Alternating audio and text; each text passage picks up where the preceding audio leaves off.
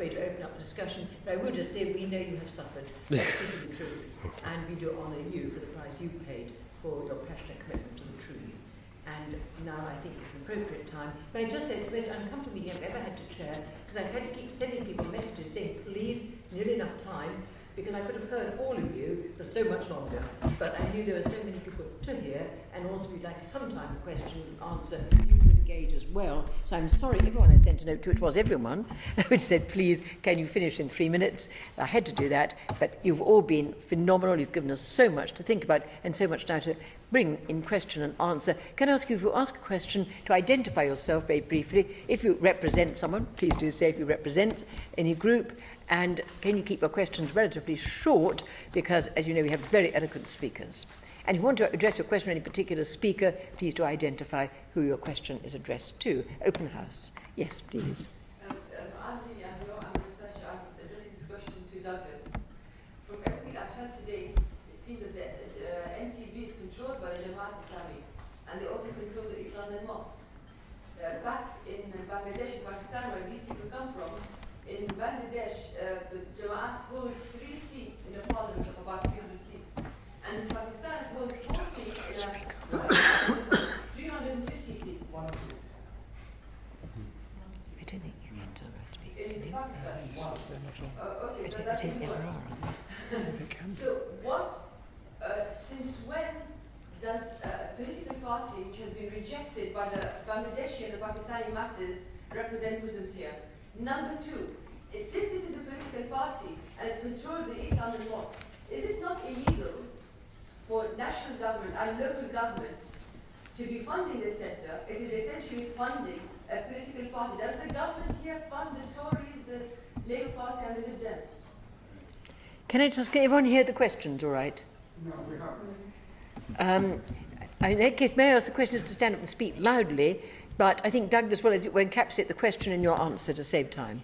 Thank you. It's a very important, very good question. I think other countries would look askance if this country were supporting minority extremist political parties in their country. It is an extraordinary position for this country to be in.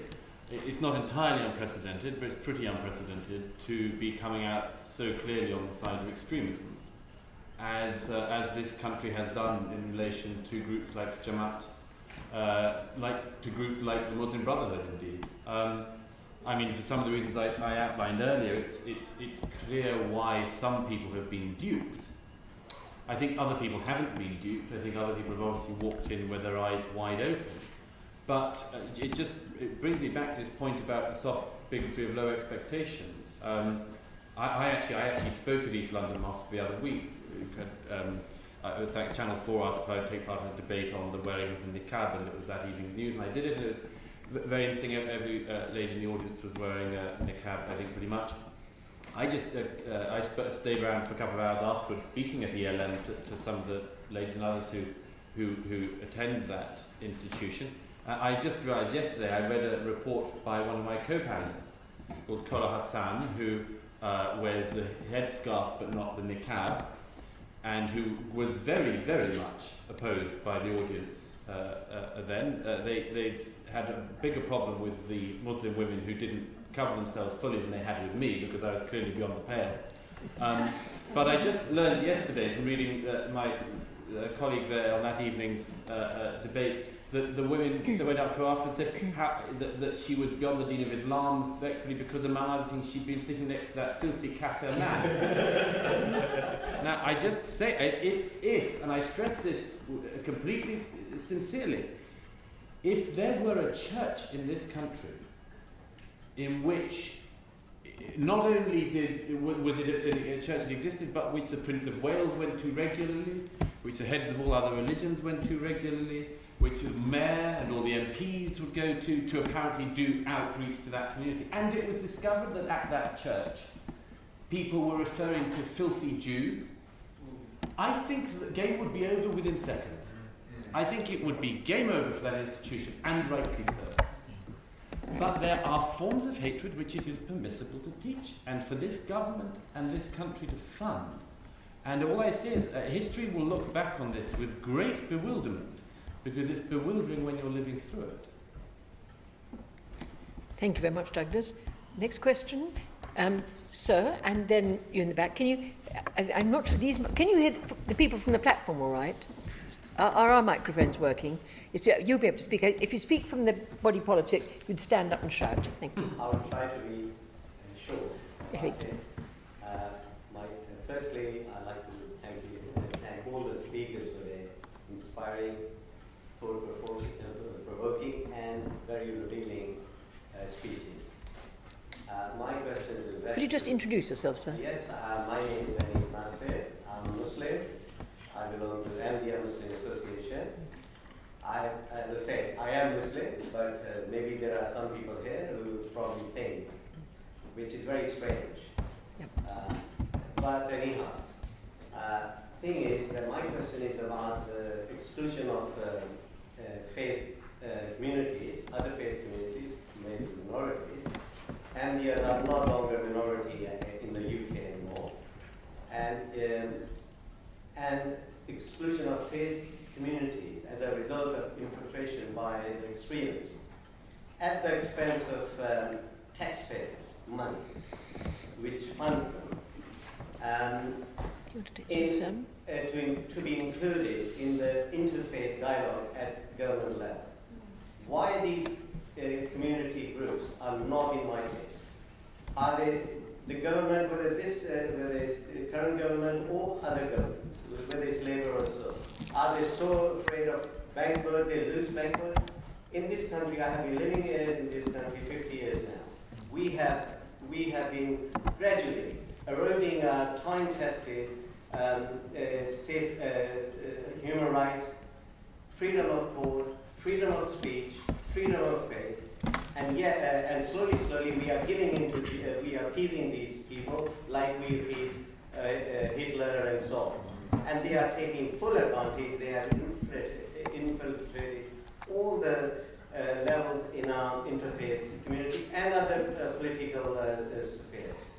So my question is directly to everyone, of course, Banners to you and Lord to you yourself as well, because you can raise these questions directly in House of Lords, but something needs to be done. Why the government is so colluding with these people, knowing fully when so many people are telling them these people are extremists. They have links with not only Jamaat Islami, which is the main culprit, Brotherhood. We know what they stand for.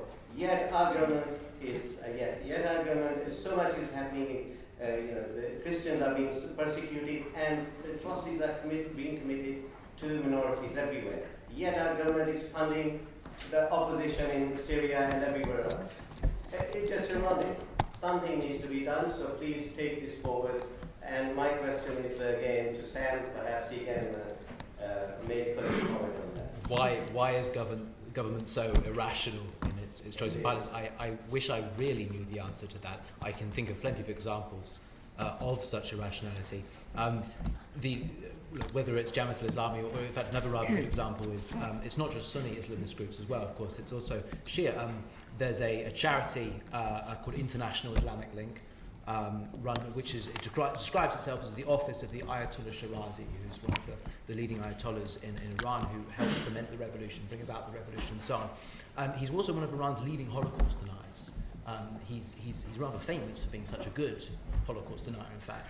And despite his long history and his very public statements of hatred towards Jews and denial of the Holocaust, Brent Council decided to give, I think it was Brent, decided to give him £15,000 to promote religious tolerance. So this is the kind of madness that we have to deal with. And so when then government both not just deals with Jamaat al-Islami groups, but also funds them through the East London Mosque, through these various subsidiaries, yes, it is the height of madness. The government knows that the Muslim Council of Britain, for instance, is a Jamaat al-Islami group. It acknowledges so in several of its own reports. It did cut off links, sort of, in 2009 with the Muslim Council of Britain. What the interfaith industry does, however, is that for those groups that finally go beyond the pale for government, the government finally says, oh, I will no longer deal with these groups because of their links, because of their views. What interfaith dialogue allows such groups to do is to circumvent that ban. It allows them backdoor access to government. It allows them to influence policymakers. The lesson is never learnt, and you know, I refuse to believe that government is so oblivious that it hasn't realised this. I wish I had a better answer as to why they do it. I certainly know they're continuing to do it. Thank you. So, Mohammed, would you like to comment? Thanks. Yes. Thank you very much, Maris. I think I echo Sam's point very, very much. I'd also like to add. I mean, this isn't going to be an Anglican bastion session, I promise. But there is the element in which Muslims aren't entirely to blame. The interfaith industry was created by non-Muslims. It was principally led by a culture in which I think if you want to understand where it starts, I think for me it starts in empty liberal Anglican churches as opposed to the very full evangelical churches of my evangelical friends. And we've been having this conversation with one of the Christian theological colleges where I teach at evangelical college. That for them it's about preaching the Christian gospel and they have their work cut out for them. When you have a congregation in your sort of smells and bells sort of liberal Anglican church of 2 old ladies and a dog, you're looking for other things to do. And in that course of looking for other things to do and to feel important and to have unelected political power and representation on various committees, you kind of need to have the endorsement these days of the other faith. So who do you choose? You choose people who've got power. And in a sense, the C of E leadership acts as a kind of a gatekeeper and created this list of the nine faiths that would be admitted to the club, which has some extraordinary inconsistencies in it. Such as, for example, you know, the Zoroastrian community, for which I have a deep love, and I've got close Zoroastrian friends. And those Zoroastrian friends, just like all the rest of us, they can't stand the self-appointed Zoroastrian leaders, but that's another story. But there are about 2,500 of them. There are about 20 times that number of pagans. There are 100 times that number of members of the Mormon community. And yet these Zoroastrians are on the invitation list, the others are not.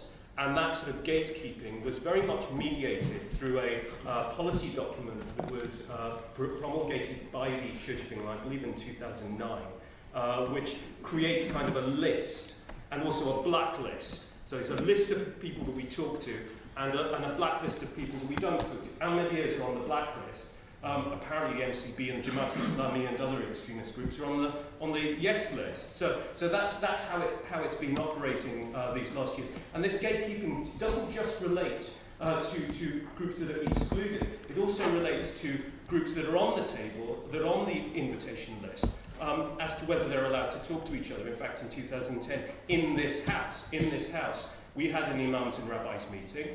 Guy Wilkinson, the then Archbishop of Canterbury's advisor on interfaith relations, who's a fervent opponent of inclusion of these minority religions, such as your community, he felt very miffed somehow that we were kind of meeting Jews and Muslims without his permission, without the permission of the C of E liberal establishment. And essentially what happened is we had senior academic colleagues of mine, principals of senior rabbinic seminaries, who were pressured by an Anglican in relation to coming to a meeting between rabbis and imams. You know, extraordinary. He rejected that. My colleague, my rabbinic colleague, rejected that pressure.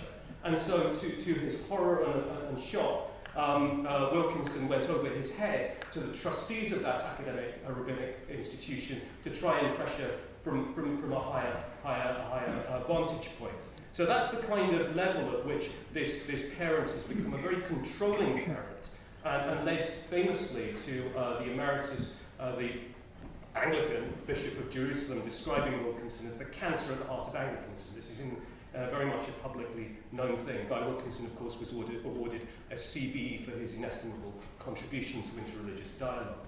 So this is the nature of the polity within interfaith. It isn't just the Islamists. The Islamists are simply doing what Islamists do. They're taking advantage of a situation. What it's about is it's about non-elected religious leaders trying to obtain privileged access to undermine our democratic ballot box led country, which is what we ought to have. Thank you, Mohammed. Just very quickly, you put part of a question to me. All I would do in response is say there was a very disturbing article in The Spectator some months ago, and on the front I think it was Theresa May. There was a caricature of Theresa May, and the puppets pulling the strings were all the Islamists. And I think an interesting piece of research would be to what extent our senior policy advisors who are advising the politicians, have they been thinking strategically, and have they got themselves into senior positions of advice to our senior politicians who will listen to their advice because they always listen to the advice of their senior civil servants. It would be an interesting piece of research. It might be a little bit of an answer to your question. Certainly that Spectator article, I think, gave some very interesting insights into one aspect of that. There are a lot of questions, and we've got 10 minutes max. So question short and answer short, please. I saw your hand first, and then yours, sir, and then we'll see where we go from there. I've seen, and then I think the third hand I did see was Alan Craig and the one next to you. We'll try and keep them short and try and get them in time. Sir. I'll be brief. My name's Mehrdad. I'm from a Shia Muslim background. My question is for the Reverend Caldwell. I've asked not to be filmed because, as my dear friends probably appreciated, the wonderful Sheikh Mohammed, who only encountered recently, is that people like me actually face death threats for saying the sort of things that I say. And the question to the Reverend Caldwell is that what I find baffling and confusing and irritating in equal measure is the way good people who aren't Muslims conflate extremism with violence and terrorism. So therefore, as long as somebody says, oh, I don't support violence, no, terrorism's wrong, they'll sit down together with them and share a samosa and a nice drink. So I'll ask you, Reverend Caldwell, if I was to tell you that I believed in an ideal world a gay man ought to be killed, or that someone like me who questions some of the aspects of Islam ought to be killed, and actually I risk being killed in the country of my birth, would you sit down and share a samosa with me and discuss the diversity of opinion? I think that's a question to you. Well, I think that what I would say is that I have just returned from the World Council of Churches Assembly. Now, there are people within the Christian family. Before we talk about other people from the Muslim faith or any other faith, there are people within the Christian family who say that women should not be treated equally. That gay people should be killed. There are plenty of Christians who hold that point of view. Yes, absolutely. Yes, who are supporting the introduction of the death penalty. That I can quote you people who say that. Now, I think the question is how is one to engage with people who hold such extreme points of view? And I have no easy answers to that. And that there comes a point when I will say, personally, I do not recognise Christians who hold such strongly held points of view. I know they hold them out of conviction, but I do not recognise Christianity in them. And I do not wish to participate in any kind of conversation with them. That's a judgment I have to make. What I've been hearing today, I am hearing pretty much for the first time. Okay, I have heard suggestions that, for example, the Muslim Council of Britain, etc., etc. But I am disturbed by what I'm hearing. Okay, now. So we've got to keep the answers quick. Yeah, I think we've got to keep them quick. Well. Indeed, but I think if you're saying to me that before I should respond to an invitation, that I should actually do character checks, then I need quite a large staff behind me. Find out what they believe. Yes. Ask them if they believe that in an ideal world,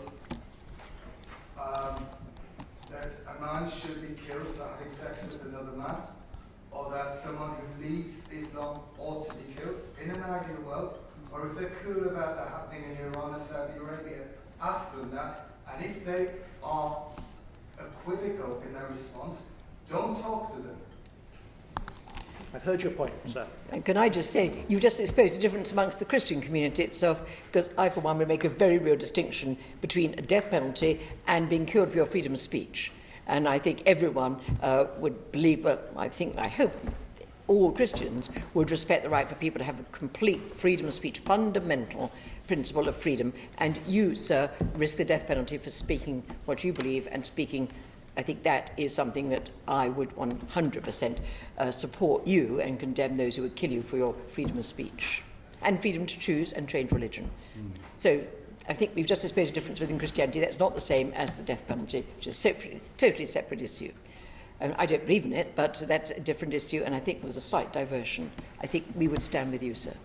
At least I would. Alan, no, sorry, it was you, sir, next, and then Alan, and then next person, and then you, and then we will, I'm sure, be out of time, unless we keep questions answered very quick. Sir. John Robertson, my name is Annette. I live and work up in the northeast of England, and I'm really speaking from a background of involvement in a local regional faiths network, and involved in some of the regional work done by the church. And I think what hasn't been emphasised sufficiently this evening is that difference between and recognising that there will be the dialogue about our lives together, and that's all the contestables that are in there, and the conflict, whether it's about sexuality or gender or diet or whatever, and recognising that these will be contestable issues, and we'll talk forever more about these and how these are expressed in international arena, respect what Mohammed has been saying. But where there's an absence, I think, in terms of support, and I would wish to argue for encouragement, is looking at the potential of dialogue together about the contexts that we find ourselves in at a local level, whether it's in London or the North East or whatever.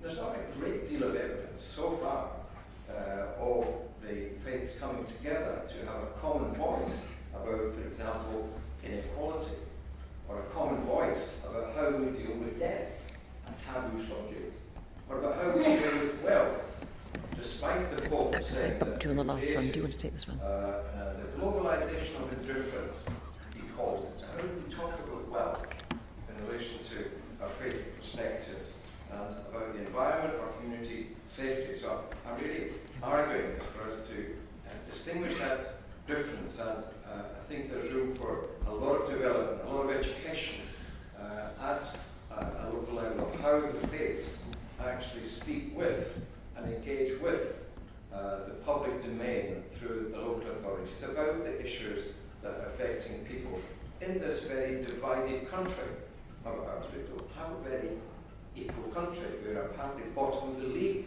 according to Wilkinson, in relation to inequality. So, as faiths, what have we got to say about that? And how do we look for opportunities to do that? I think the Interfaith Forum be diverted into the industry and not go on with the job of actually people sorting out these kind of issues.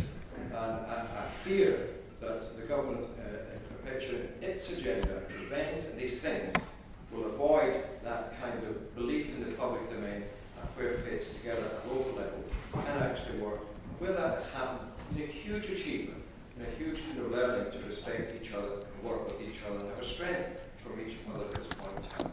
Thank you. Maybe take that as a very valuable contribution and not as a question. Thank you for it, and well taken. Thank you. I think we have Alan and the gentleman next to you, and then it's probably we'll have time. But if we have time for you, depend on Alan. Good. Fairly short one. The $64,000 question is what we do. Douglas came up with a suggestion from a secular point of view that what we need to do is treat people as citizens, not according to their religions. Yes and no. That might in fact, Douglas, be a good idea. But as you found at the East London Mosque, well, let me put it this way: if I go home now, if I go home now, 20 minutes ago, and walk the streets where I live in East London, there are 4 mosques around. Outside every one of those mosques, the pavements and the roads will be packed with kids. The kids will be dressed in Islamic clothing. they will have come out from 2 hours of Quranic teaching in their mosques. And literally, they'll be very polite, I'll walk through the middle of them, but it'll be absolutely packed. They will have been sent there by their parents. Their ages will start around age 6, and they'll be out for 2 hours of Quranic teaching, having been to the local state school or whatever the school is so on. The point I'm making is their prime point of identity, both for the parents and for the children, is Islam. It is not. They don't consider themselves British citizens in any meaningful sense. In some of them, they don't actually consider themselves coming from Asia or consider themselves part of their families. You ask them who they are, they'll say they're Muslim. So, while I acknowledge, I would like to agree with you, actually you'll be talking past people like that if you say, well, we're going to refer to you as British citizens, we want to deal with you as British citizens. Actually, for people like that, that doesn't mean anything. You might as well be speaking Chinese to them. I can't say I have another better solution, and I wish I could agree with you, but I think it's really quite important. We're short on solutions tonight, and I'm not sure that one's going to work either. Thank you. I'm going to take the question now and then ask each member of the panel if they'd like to take any of the points in the remaining questions in their summing up. Each member of the panel will have sort of a few minutes just to sum up from their perspective. It was you, sir, and actually I did miss you because I sort of didn't see you behind the camera. I'm sorry about that. You, sir, you, sir, you, sir. I'm sorry, it was you, and then I think we'll have to call it a day. Thank you. David Hopkins, spiritualist minister, and therefore on the blacklist. Bravo. You have our support. It does need to facilitate positive contributions as to how we can generate constructive, ethical and inclusive interfaith work.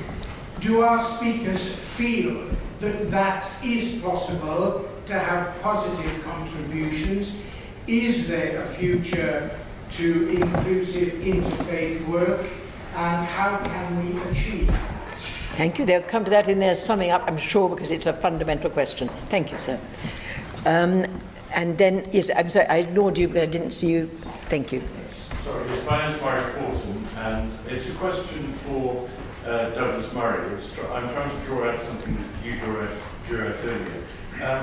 I was actually working for the United Nations in Yemen in the Christmas of 1992, and I actually survived the first known Al-Qaeda bombing.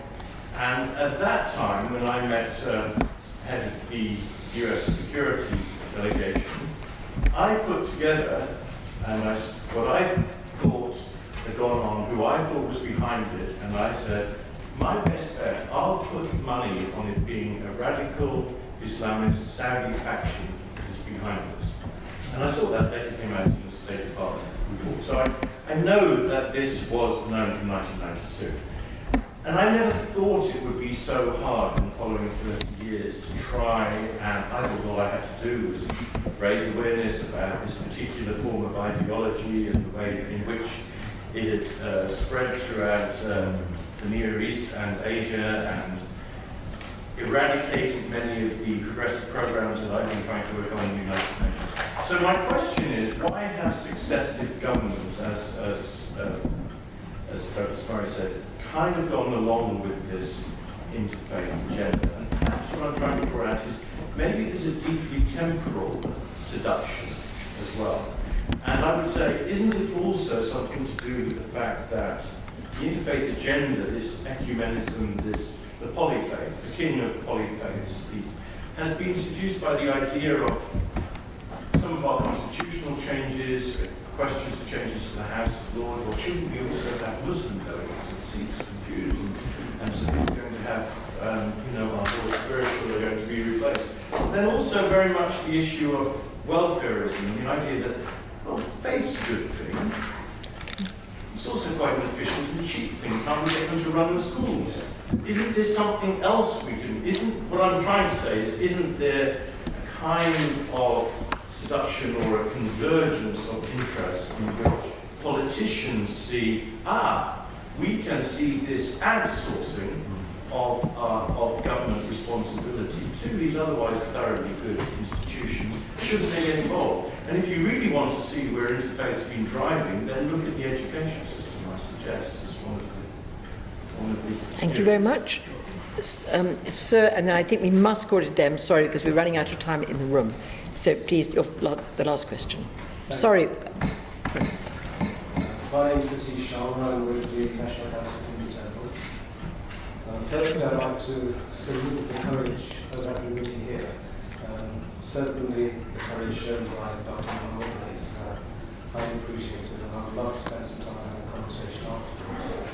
Secondly, moving from the sublime to the ridiculous, I'd also like to have a look at the contribution of the Hindu community, which I wasn't aware of, and that is in the provision of spiritual samosas. I think the one phrase that has been repeated so many times around this table is that interfaith is about samosas. Please don't underestimate the capacity of samosas. I've only just come into this space a year and a half ago. The irrationality of this space is something my head is still spinning, trying to work out how we got to this particular point. You mentioned the Muslim Council of Britain. I had the privilege of representing the Hindu faith at the Cenotaph ceremony, and prior to attending the ceremony, I did a little bit of research about the people who I'd be standing next to. And it didn't take very long to realise that the MCB were possibly people I should be wary of. And I stood shoulder to shoulder with a representative from the MCB representing the Islamic community. So this situation that we're in cannot have been arrived at without the complicity of people whose interests are already part of the system. I've heard the term mentioned tonight, religious politicians, and I would add another phrase into the dialogue, and that is religious multinational corporations. Yeah. Because there is not just a local level to this, but there is an international dialogue as well. And both of those religious politicians and religious MNCs, it strikes me that they have an absence of a fundamental belief and a fundamental tenet of the Hindu belief system, which is moksha, the diminution of the desire to come. And in the Bible we hear it as, thou shalt not covet. And politicians of this particular type and these religious MNCs, they are infected with the desire to covet. And in India, where I do quite a bit of work also, it's noticeable that the second largest landowner in the Indian subcontinent is now, in inverted commas, the Christian church. And that is an MNC, a multinational corporation. It's also now being spoken about that there is a shift of emphasis from the west to the east, where this particular MNC is now wanting to establish its own hall. In the 2 years that I've been here... Can I ask you to draw to a close? Thank you. One suggestion I would offer, and a phrase that's been going to repeatedly, is Vox Populi Vox Deus. The voice of the people is the voice of divinity. And I would suggest that we work out our own solutions without necessarily relying upon the established order, the established means to achieve these solutions. Let's do it ourselves. And so again, I commend you for the initiative that you've taken on this. Thank you very much, sir. Well, I think that was a very constructive question which to finish. Time has run out on us, but I'm just going to ask all our panellists, the speakers and discussants, if they want their final word, final thought or final response to something's been said. Elliot. Thank you very much, Baroness Cox. And I want to start by saying that I'm in awe of the intellectual prowess of my colleagues on this panel. I've watched it Douglas many times on question time. I'm not quite sure how I feel being on the same semi-secular table as somebody who has inspired me so much. And I thank you also, everybody else who has put forward your questions. It has been a wonderful education. So much has been said here today, and there just isn't the time to respond to all of the excellent points that have been made. But I just perhaps want to make a generic point that what I've heard here today is the phrase interfaith used in perhaps a negative sense. And when I came to this event, I thought interfaith was a really good thing. So I'm not going to use that phrase, and I'm going to change it to dialogue. Because I think that dialogue is always important, even amongst those people who have views that are abhorrent to us. Because that is how you change opinion. You sit round a table, you talk about your opposite points of view, and you give social acceptability to those views that allow all members of society to coexist peacefully, and you give social unacceptability to those views which are harmful to society. And that is the purpose of religion. It is not for the state to regulate the relationship between man and God. That is personal. But where individual acts of conduct affect each other, we all have a responsibility to challenge those and to keep those in check. And it is important for people of all faith, people of no faith, for people of different particular political ideologies to come together in the spirit of unity and brotherhood for the sake of the nation as a whole. Because we as Muslims believe, certainly our community believes, that it is absolutely important for every Ahmadi Muslim to be loyal to the nation that they're in. And if we look at things on the basis of a collective responsibility rather than an individual responsibility, both at a governmental level and an individual level, I'm sure that we will be living in a much more positive and peaceful world.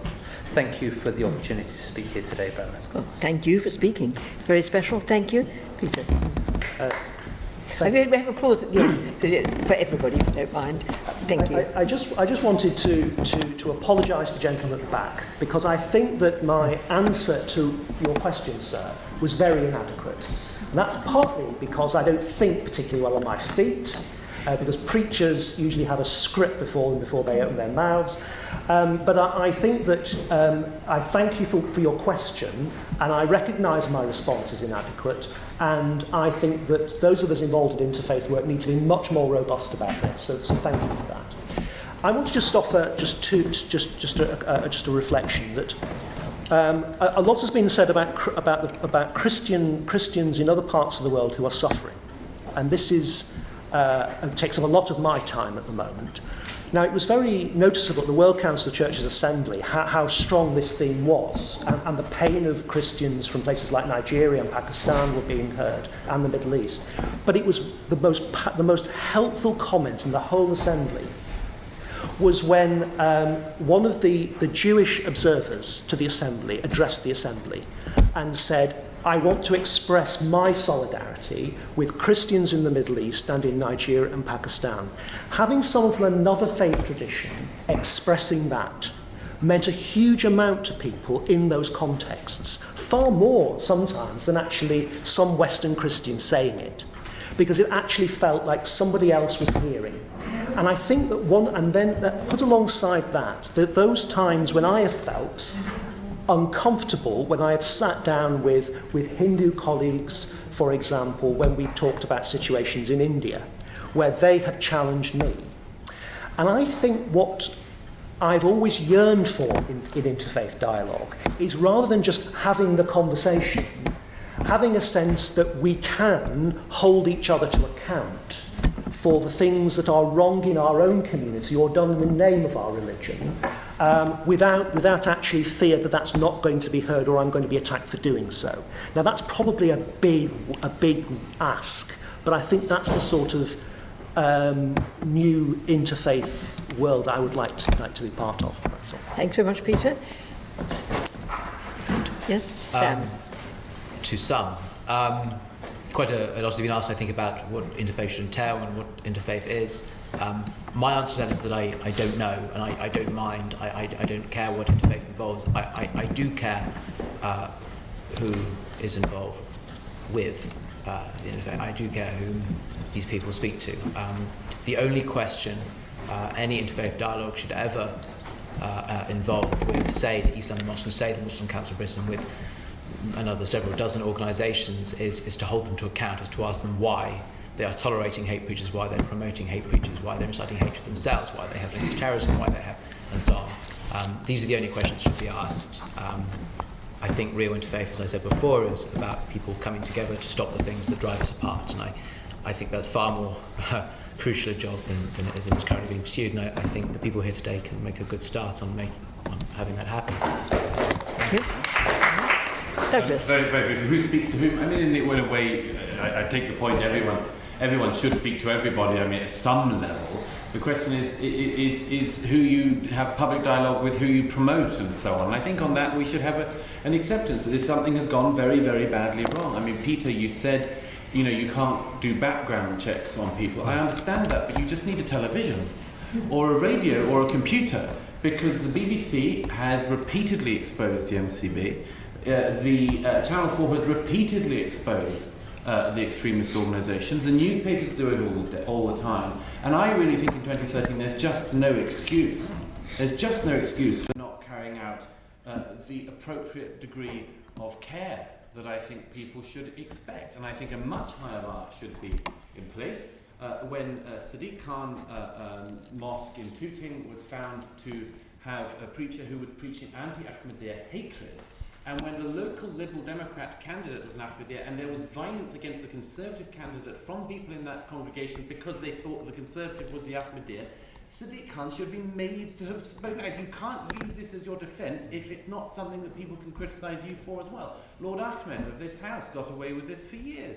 And then he goes on to television in Pakistan and says Jews fixed him up and it wasn't, you know. No, you ran someone over, and then what happens? He immediately seizes people from the interfaith industry, including so-called self-appointed Jewish leaders, to come in and help try to whitewash him for his anti-Semitic comments. And just very quickly, I mean, basically the situation we've been in, it's interesting, Peter, you give the example of the Christian, you say that there are people maybe in parts of the Christian church who may have deeply homophobic ideas, for instance. We are in a situation now where you know, take it if that were a very minority view, and I think it is within Christianity.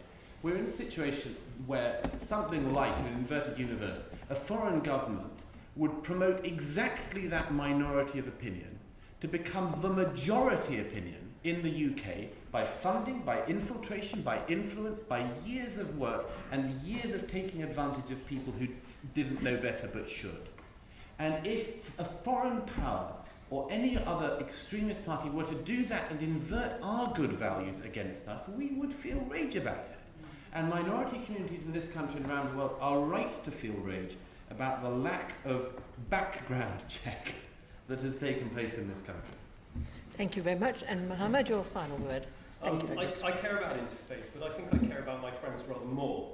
And in this room are friends of mine whose faith really they hold dearly in their daily practice, but it doesn't matter to me in regard to the fact that they're my friends and I care about them. And a number of these friends have been prevented from speaking out in relation to trying to sort out the problems that we've been talking about today. The very visible absence of some of these interfaith network representatives that we called in to come and express their viewpoints is eloquent in itself. These friends of mine have experienced bullying and harassment because of the inability of the interfaith network and the interfaith industry to even have the conversation that we are having today. We had the instance of two rabbinic friends. One of those rabbinic friends had the head of his head of his synagogue, the chairman of his synagogue, contacted, questioning his rabbinic credentials by Mary Nicknam. Another, his chaplaincy department, Harriet Crabtree of the Interfaith Network, was responsible for contributing to the drafting of documents, and I confirm this is not from the person who was the subject of this pressure, but from being confirmed from other sources, in order to pressure, via Vivian Weinman, colleagues of mine to sign documents in order to silence their criticism. This is the culture we live in. We cannot have the kind of conversation to solve these problems unless there is freedom of speech within the interfaith network and within the interfaith industry itself. And that is evidently not the case at the moment. In fact, there's talk about a code of conduct, which indeed we are rather wary will further curtail that ability to criticise and to question Harriet Crabtree, OB, and all these other gong-laden religious leaders.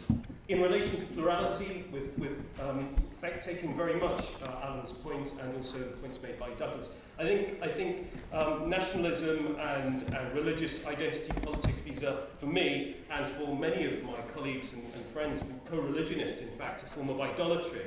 We believe in the sovereignty of God and the brotherhood of one another, which is a thoroughly Islamic principle, the idea of dhul al-qurba. Our primary loyalty, according to Islamic teaching, is our mum and our family and our blood relations and those connected to us by love and affection, our friends, regardless of religion or religious identity.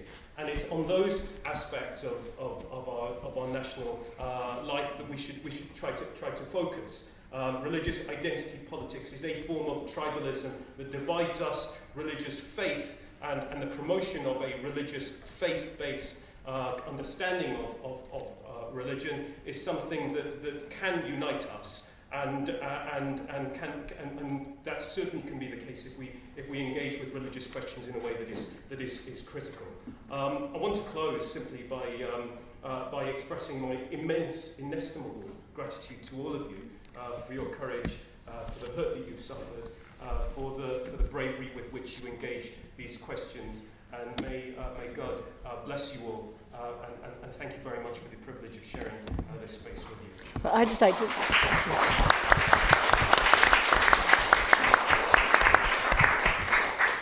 Well, I would like to have the last word, if I may, to the Chair. It's a privilege to have the last word, but my last word is just going to be to echo what Mohammed has just said. I'd like to say thank you very much for all of you to come. It's wonderful to have friends of different faiths, different beliefs here are putting our interfaith dialogue into practice in, I believe, a very special way, because in this particular meeting, we've had the opportunity to speak the truth.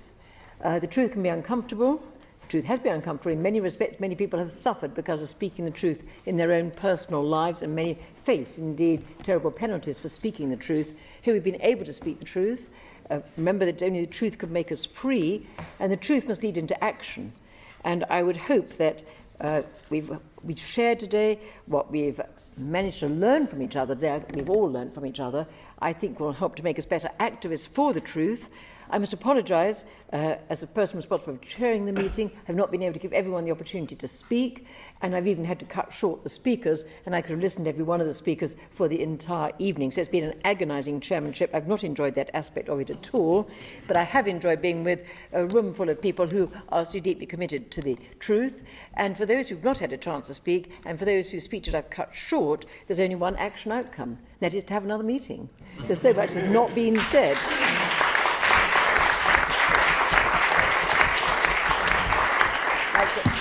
Thank you all, and see you next time, and God bless.